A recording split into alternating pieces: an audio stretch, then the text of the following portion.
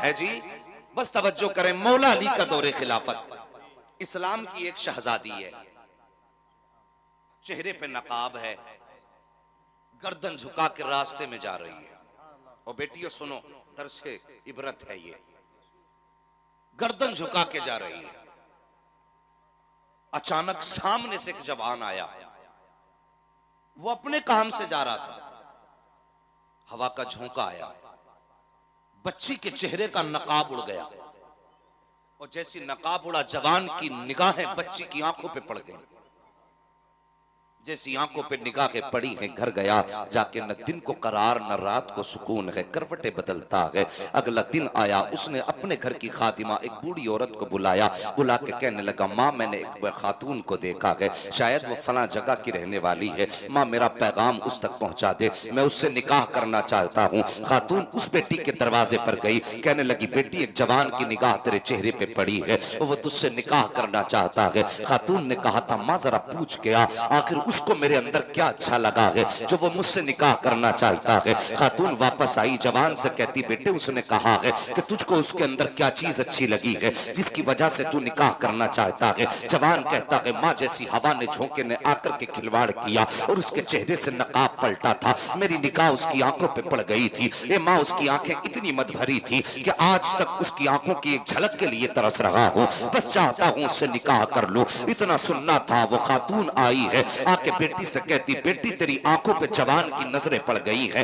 वो तेरी आंखों पे फिदा हो गया है। वो कैसी बेटी थी, अल्लाह अकबर, शान ये है कि दामन निचोड़ दे तो फरिश्ते वुजू करें, ये इनकी पाकीज़गी है, अल्लाह अकबर। खातून कहती, अम्मा जरा ठहरिए, उसको मेरी आंखों से प्यार है। हाँ बेटी तेरी आंखों से प्यार है। अंदर गई, जाने के बाद अपने हाथ में तश्त लिया, दूसरे हाथ में चाकू लिया है, अपनी आंख निकाल करके तश्त में रखी है, और दोनों आंखें रखने के बाद लाके उस माँ के हवाले करके कहती, माँ ये लेकर के चली जा, और उस जवान से जाकर के कह देना, तुझे इन आंखों से प्यार हो गया था, लेकिन आंखें मैंने तुझे दे दी है। इतना देखना था, औरत की चीख निकल जाती है। अल्लाह अकबर, आंखों के ढेले तश्त में रखे हैं, बूढ़ी चीख मार के जमीन पे बैठ जाती है। ए बेटी तूने ये क्या किया है? कोई अपनी बेशकीमत आंखों को इस तरह तो नहीं निकाला करता है, कोई अपने जिस्म से ऐसा तो नहीं किया करता जो तूने किया है। ए मेरी बेटी बता तो सही, तूने अपनी आंखें क्यों निकाल दी है? तो कौन की बेटी, उस बेटी का जवाब सुनो। उस खातून ने कहा था, ए माँ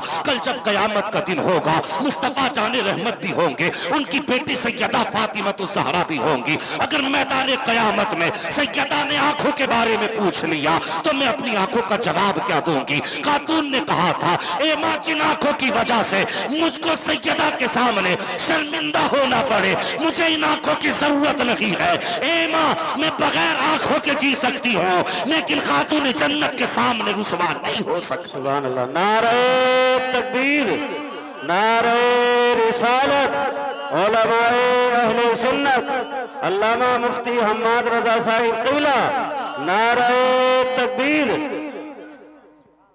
अल्लाह अकबर। ये बेटियां हैं, ये फैसला पहुंचा अली के दरबार में, और अली तो फिर शेरे खुदा ठहरे, और वो तो वो है, मन कुंतु मौला फ़अलियुन मौला, और उनकी शान तो ये है, मन कुंतु मौला फ़अलियुन मौला, और मेरे नबी ने फरमाया, अना मदीनतुल इल्म वालियुन बाबूहा, मैं इल्म का शहर हूँ, अली उसका दरवाजा है।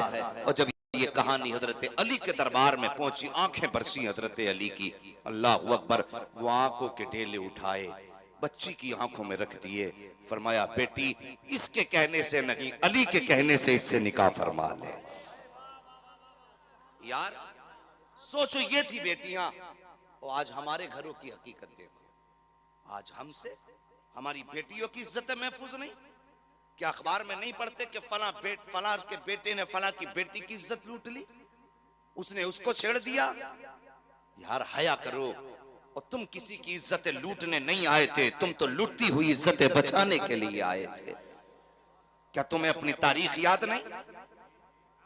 अपनी तारीख पढ़िए, आओ तुम्हें बताता चलूं। सिंध की जमीन पर एक मुस्लिम बेटी को अगवा किया गया। तवज्जो है ना आप लोगों की? एक मुस्लिम बेटी को राजा ताहिर ने अगवा किया, और उस वक्त में खिलाफत की कुर्सी पर बैठने वाले का नाम दुनिया जानती है। अल्लाह अकबर। बस बात बहुत बढ़ेगी। एक छोटी सी बात, उस बच्ची को जब अगवा किया गया, उसने खत लिखा और लिखने के बाद वक्त के खलीफा के दरबार में भेज के कहा था, हज्जाज बिन यूसुफ, अगर आज मेरी इज्जत चार दीवारी में लुट गई तो कयामत के दिन तेरा गिरबान पकड़ के मुस्तफा की बारगाह में लाऊंगी और कहूंगी, आका मेरी इज्जत लुटती रही, ये महल में लेटा रहा था। अल्लाह अकबर। बेटी ने वो खत लिखा और खत मुल्क शाम पहुंचा। हज्जाज बिन यूसुफ ने उस खत को देखा। देखने के बाद कभी इधर चक्कर कभी उधर चक्कर, सामने हज्जाज बिन यूसुफ का भतीजा 18 साल का जवान मोहम्मद बिन कासिम खड़ा था। उसने कहा था, चचा बात क्या है? हज्जाज बिन यूसुफ ने कहा था, बेटे सारी फौजें महाज पर हैं, लेकिन एक बेटी का खत आया है कि उसको इसी जमीन पर, सिंध की जमीन पर गैर मुस्लिमों ने अगवा किया है, उसको कैद करके रखा है। उसने अपनी आबरू के बचाव के लिए दुहाई दी है। मोहम्मद बिन कासिम ने कहा था, चचा फिर क्या मामला है, फैसला क्यों नहीं फरमाते? जब इतनी बात कही थी, फैसला क्यों नहीं फरमाते? तब उसने कहा था, फौज नहीं है। अल्लाह अकबर। मोहम्मद बिन कासिम अब 18 साल के जवान की शान देखो। उन्होंने कहा था, चचा अगर फौज नहीं है, मेहरबानी करो फिर मुझे जाने की इजाजत दे दो। चचा ने कहा था, बेटे समंदर पार जाना है, तू अकेला क्या बिगाड़ लेगा? कहा, चचा इजाजत तो दो। चचा ने इजाजत दी है, कासिम जो तेरी मर्जी है वो कर ले। अल्लाह अकबर। ये 18 साल का जवान आया जामा मस्जिद के अंदर, ऐलान कर दिया, लोगों नमाज के बाद ठहर जाना, मुझे कुछ जरूरी बात करनी है। और मेरी कौम अगर आज इमाम साहब कह देते हैं कि थोड़ी देर ठहर जाइए, नमाज के बाद बात करनी है, तो जो समझदार होते हैं समझ जाते हैं चंदा किया जाएगा, तो वो चुपके से जूते बगल में दबा के निकल जाते हैं। कहीं मुझसे सीमेंट की बोरी ना मांग ली जाए, कहीं मुझसे खाद के, कहीं मुझसे गिट्टी मोरम कुछ सामान सरिया न ले लिया जाए। ये तरह तरह के ख्याल लेकर के लोग मस्जिदों से निकल जाया करते हैं। लेकिन उस दौर की बात है, मोहम्मद बिन कासिम ने कहा था, ठहर जाओ मुझे कुछ बात करनी है। जैसी इतनी बात कही थी, सारे लोग, यार जवान तो छोड़ो, कोई बूढ़ा मस्जिद से बाहर नहीं गया था, बूढ़ा भी छोड़िए, बच्चा बच्चा मस्जिद में बैठा हुआ था। खुदा जाने आज मोहम्मद बिन कासिम क्या कहने वाले हैं। नमाज के बाद आप मिंबर पे खड़े हुए और बेटी का खत पढ़ के जब सुनाया अपनी कौम के सामने, तो कोई आंख ऐसी ना थी जो बरस ना रही हो, कोई चेहरा ऐसा ना था जो उदास ना हो। उसके बाद मोहम्मद बिन कासिम ने कहा था, ए मेरी कौम के जवानों, अब मेरा फैसला सुन लो, मैं अपनी कौम की बेटी को बचाने के लिए 7 समंदर पार जाने के लिए तैयार हूँ, बताओ तुम्हारी क्या राय है? जैसे इतनी बात मोहम्मद बिन कासिम ने कही थी, तो जवान तो छोड़िए, बूढ़े उठ के खड़े हुए थे। कहा, मोहम्मद बिन कासिम मर्जी ना पूछ, बस इतना बता दे, घर जाने की इजाजत है या फिर सीधे यहाँ से समंदर के पार जाना है? तब मोहम्मद बिन कासिम ने कहा था, तुम्हारी राय क्या है? तब उन्होंने कहा था, मोहम्मद बिन कासिम राय ना पूछ, पता बता दे बेटी कहाँ है, या तो मर जाएंगे या बेटी को बचा करके लेकर के आ। नारे तकबीर, नारे रिसालत, उलमा अहले सुन्नत, मसलके आला हजरत सरजमीने भोला नगला, मुफ्ती हम्माद रजा साहिब किबला, नारे तकबीर, नारे रिसालत। सुभान अल्लाह, बहुत खूब, माशाअल्लाह। अल्लाहु अकबर। तारीख बताती है, यही 18 साल का जवान आया इस धरती पर और बादशाह के दरबार की ईंट से ईंट बजा दी। और जब बेटी को छुड़ा के लेके जाने लगा, तो किसी ने हाथ पकड़ के कहा था, मोहम्मद बिन कासिम तू रहने वाला शाम का और ये रहने वाली मदीने के करीब की, बता इससे तेरा रिश्ता क्या है? जवानों तवज्जो से सुनना, बता इससे तेरा रिश्ता क्या है? जब इतनी बात कही थी, मोहम्मद बिन कासिम की आंखें बरसी थी। मोहम्मद बिन कासिम ने कहा था, कुछ रिश्ते वो हैं जो खून से बना करते हैं, कुछ रिश्ते वो हैं जिन्हें बाप बनाते हैं, लेकिन ये रिश्ता वो है जिसे मदीने वाले रसूल पाक ने बनाया है। हाँ, ये मेरा भले खानदान का रिश्ता नहीं, मगर कम से कम इसके और मेरे बीच मुस्तफा के दिए हुए दीन और ईमान का रिश्ता है। यार बेटी फासलों की थी, मगर रिश्ता ईमान का था, तो हम हिफाजत कर रहे थे। आज हमारी बेटियों की इज्जतें महफूज नहीं। जवानों, अल्लाह ने हमें मर्द बनाया है, इज्जतें लूटने वाला नहीं, इज्जतें बचाने वाला बनाया है। मेहरबानी करो, बेटियों की इज्जत का ख्याल करो। बेटियों, तुमसे भी गुजारिश करता हूं, खुदारा मेहरबानी करो और सर पे दुपट्टे रखा करो, मौका मिलते ही घर से बाहर न निकला करो। अल्लाह अकबर। नबी की बेटी की शान देखो, जो बेटियां पर्दा करती हैं उनकी इज्जत तो मशीयत भी किया करती है जी। तवज्जो आपकी। हाँ, आज अल्लाह खैर करे, बाकी का काम माइक कर रहा है पूरा। भाई इसकी बेस बिल्कुल बंद करके ट्रेवल खोल के देख लें, शायद ये आवाज खाना बंद कर दे। ट्रेवल जितना ज्यादा खोल सकते हैं खोलो, क्योंकि जब हम बोल रहे हैं तो इसकी आवाज दब जा रही है, हम आहिस्ता होते हैं तो इसकी आवाज खुल जाती है। तवज्जो है आपकी? सारे जरा बोल दो या रसूल अल्लाह। हाँ, कुछ लोग अब भी नहीं बोले हैं, उनकी मर्जी है यार। हम तो इसलिए बोल रहे हैं कि हमारे तन मन धन सब पे हक मदीने वाले का है। सुभान अल्लाह। अब जरा तवज्जो कीजिए, आयत करीमा नाजिल हुई, महबूब तेरी उम्मत को पुलसिरात से गुजारूंगा, जो अच्छे होंगे गुजर जाएंगे और जो पापी होंगे फिर वो कट के गिरेंगे। मेरे नबी को जैसी ये खबर मिली ना, मेरे सरकार ने उम्मत के गम में मदीना छोड़ दिया। और कभी तुमने नबी की याद में बिस्तर छोड़ा? और मैं उनसे पूछता हूं जो आज की रात भी बिस्तर पे टांगे फैला के लेटे हैं, साकिब बिस्तर तुम्हें मुबारक हो, लेकिन बिस्तर तुम्हें दुनिया का चैन तो दे सकता है, आखिरत का सुकून नहीं दे सकता है। कम से कम एक रात तो मुस्तफा के लिए दे देते, ताकि कहने का मौका मिल जाता, अल्लाह एक रात ऐसी थी जो तेरे महबूब की याद में बैठ के गुजारती थी। एक रात तो ऐसी दे देते जो तेरे महबूब की याद में बैठ के गुजारी थी। नबी को उम्मत का ख्याल आया, मुस्तफ़ा ने मदीना छोड़ दिया। एक दिन गुजरा, 2 दिन गुजरा, 3 दिन गुजरे, सहाबा इकराम बेताब हैं, आका नजर नहीं आ रहे हैं, सरकार के सहाबा बेचैन हैं। कोई जाके सैयदा के दरवाजे पे कहता आका का पता मिलेगा का नहीं मालूम है। आपस में एक दूसरे से पूछ रहे थे। अल्लाह अकबर, गलियों में दीवाना वार सहाबा है, फिर तलाश करते करते मदीने से बाहर निकल गए। तवज्जो से सुनना प्यारे, जब मदीने से सहाबा निकले हैं, एक चरवाहा बकरी चरा रहा था, उससे जाके सहाबा जाके कहते हैं यार बता तो सही, तुमने हमारे महबूब को देखा हो तो बताओ। उसने कहा तुम्हारा महबूब कौन है, उसकी पहचान क्या है? तब सहाबा पहचान बताते हैं, वो चलता है तो मशीयत साथ चलती है, वो बोलता है तो करम बरसता है, उसकी मर्जी से मशीयत का कलम चलता है, उसके चेहरे में अनवार की बरसात होती है, लब खिलते हैं तो फूल झड़ते हैं। उसने कहा था मैं तो नहीं जानता कि ऐसा कौन है, लेकिन इतना जानता हूं सामने एक गार है, इसके अंदर से 3 दिन से किसी के रोने की आवाज आ रही है, और इस दर्द के साथ रोता है कि जब मैं सुबह को बकरियां लेकर के आता हूं तो मेरी सारी बकरियां चरना छोड़ करके गार के दरवाजे पे बैठ जाया करती हैं और उसके साथ बैठ करके उसके गम में शरीक होती हैं। वो कहता है बात समझ में आज तक नहीं आई है कि 3 दिन से बकरियों ने चरना छोड़ दिया है, लेकिन दूध हर दिन से ज्यादा दे रही है, दूध हर दिन से ज्यादा दे रही है। जब इतनी बात कही थी सहाबा समझ गए थे कोई और नहीं हो सकता, इतनी मीठी आवाज तो मेरे मुस्तफा की हो सकती है, ये बरकत आमीना के लाल की हो सकती है। कहे हैं गार के अंदर तो क्या देखते हैं, सरकार ने सजदे में सर रखा हुआ है और कह रहे हैं रब्बे सल्लिम उम्मती, रब्बे सल्लिम उम्मती, रब्बे सल्लिम उम्मती। या अल्लाह मेरी उम्मत को सलामती से गुजार देना, या अल्लाह मेरी उम्मत को सलामती से गुजार देना। सहाबा जाके आके आका के कदमों से लिपट जाते हैं, कहते सरकार मदीना लौट चलिए, आपके बगैर मस्जिद नबवी में दिल नहीं लगता है, आपके बगैर मदीना अच्छा नहीं लगता है। आका फरमाते सहाबा लौट जाओ, आज मेरी और मेरी उम्मत का मामला आ गया है, मैं उस वक्त तक नहीं जाऊंगा जब तक उम्मत के हक में कोई फैसला नहीं सुन लेता हूं। अल्लाह अकबर, सहाबा वापस पलटे हैं, अल्लाह अकबर, मदीने में आए खबर कर दी गई है कि सरकार का पता मिल गया है। कोई कहता है फला गार में है, तोड़ करके सहाबा आए हैं, लेकिन मेरे नबी ने सजदे से सर नहीं उठाया है।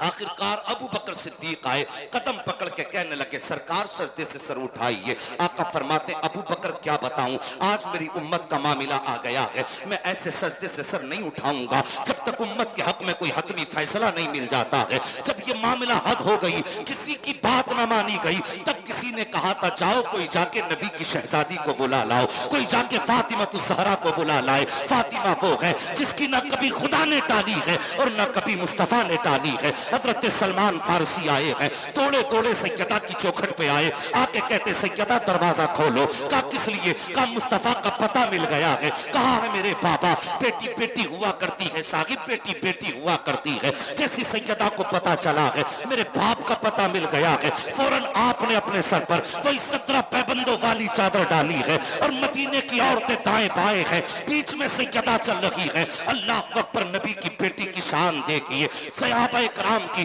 बीवियों बहनों के झुरमुट में नबी की शहजादी जा रही है। साहिब, बेटियों से प्यार किया करो, बेटियों से मोहब्बत किया करो, बेटियां अल्लाह नसीब वालों को दिया करता है। तुम बेटे रब से मांगा करते हो, ये तुम्हारी मर्जी है। अरे सजदे में गिर के बेटे मांगो, तुम्हारी अपनी मर्जी है, लेकिन कभी रो के बेटियां भी मांग लिया करो, कभी रो करके बेटियां भी मांग लिया करो, इसलिए कि बेटे रहमत नेमत हुआ करते हैं, बेटियां रब की रहमत हुआ करती हैं। इसलिए कि बेटे बाप की जायदाद के वारिस होते हैं और बेटियां बाप के चेहरे की वारिस हुआ करती हैं। कभी रो करके बेटियां भी मांग लिया करो। साहिब, नबी की बेटी को पता चला है कि मेरे बाप का पता चल गया है। आपने सर पे अपने दुपट्टा डाला है जिसपे 17 पैबंद लगे थे और पर्दे के हाल में चली है। और किस हाल में चली है? एक हाथ में शहजादे हसन का हाथ है, दूसरे हाथ में आका हुसैन का हाथ है। दोनों बच्चों को लेकर नबी की बेटी घर से निकली है। अल्लाह अकबर, जैसी गार के दरवाजे पर पहुंची है, जिस गार में नबी सजदे में है, जैसी पहुंची है सहाबा बाहर हो जाते हैं, सैयदा अंदर चली जाती है। नबी की बेटी कहीं करीब जाके बाप के कदमों में बैठ जाती है, रो के कहती, बाबा सजदे से सर उठाइए, कई दिन हो गए हैं, अच्छा नहीं लगता है, आपके बगैर मदीना सूना सूना लगता है। बाबा, ये आपके नवासे हैं, सुबह शाम आपके बारे में पूछा करते हैं, सरकार लौट चलिए। मेरे सरकार फरमाते हैं, फातिमा, आज उम्मत के अज़ाब और उसकी सजा की आयत नाजिल हो चुकी है, अब बता मैं कैसे चैन से सो पाऊंगा। मेरे नबी ने इतनी बात कही थी। सैयदा फातिमा तो ज़हरा ने अपने बेटे हसन का हाथ पकड़ा है और नबी की करवट में लाके कहा था, बाबा आपने मेरे बेटे की पैदाइश पे कहा था हसन वो है कि जिसको जहर देकर के शहीद किया जाएगा। कहती, बाबा अगर मेरा बेटा हसन शहीद होगा और इसके जिगर के टुकड़े मुंह के रास्ते कट के आएंगे और इसका कुर्ता खून में डूबेगा। कहती, बाबा आज फातिमा वादा करती है कि कयामत के दिन जब उम्मत के अमल तो ले जाएंगे, अपने बेटे हसन का कुर्ता लाऊंगी और उम्मत के नेकियों के पल्ले में रख के कहूंगी, या अल्लाह आज इस कुर्ते के बदले में मेरे बाप की उम्मत की मग़फ़िरत फरमा दे। इतनी बात नबी की बेटी ने कही है। आका फरमाते हैं, फातिमा मेरा रब बड़ा बेनियाज है, अगर उम्मत तब भी न बख्शी गई फिर क्या होगा? सैयदा कहती है, बाबा अगर फिर भी उम्मत न बख्शी गई तो फिर हाथ पकड़ा गया आका हुसैन का और लाई आका की करवट में। कहा, बाबा आप ही ने तो कहा था कि इसकी पैदाइश पे जिब्रील ने शहादत की मिट्टी ला करके दी थी। ए आका, जब मेरे बेटे की शहादत होगी तो इसका लिबास सुकून में भीगा होगा। कयामत के दिन अल्लाह की बारगाह में लाके कहूंगी, ए मेरे मौला, मेरे बेटों की शहादत के बदले में मेरे मुस्तफा की उम्मत की मग़फ़िरत फरमा दे। आका फरमाते हैं, फातिमा उम्मत तब भी न बख्शी गई तब क्या करोगी? इतना सुनना था। सैयदा कहती है, बाबा अगर ये बात है तो लो आज आपकी बेटी जिसका सर कभी आसमान ने एक बाल तक नहीं देखा है, आज वो फातिमा अपने सर से दुपट्टा उतार रही है और उस वक्त तक दुपट्टा नहीं ओढ़ेगी जब तक उम्मत बख्शी नहीं जाएगी। जैसे इतनी बात कही थी, जिब्रील अमीन आ जाते हैं, कहते महबूब बेटी दरवाजे पर आई है, सवाली बन करके आई है। महबूब बेटियां दरवाजे पे आ जाए तो बेटियां खाली नहीं लौटाई जाती है। ए महबूब अपनी बेटी से कह दीजिए, ए फातिमा रब ने तुम्हारी दुआ को कबूल फरमा लिया है, फातिमा सर से दुपट्टा मत उतार देना। अल्लाह अकबर। जिब्रील अमीन आते हैं, कहते हैं आका रब ने फरमा दिया है, फातिमा तेरी अर्जी कबूल हो चुकी है, फातिमा सजदे से अपने सर से दुपट्टा मत उतार देना। अल्लाह अकबर। इतना पैगाम आना था। रब फरमाता है, ए महबूब बेटी को सीने से लगा ले, बेटी की अर्जी मान ले, हमने उम्मत बख्श दी है। ए महबूब मैदान कयामत होगा, हुकूमत भी तेरी होगी, जन्नत भी तेरी होगी, उम्मत भी तेरी होगी। ए मुस्तफा इशारा करना तेरा काम, जन्नत देना मेरा काम।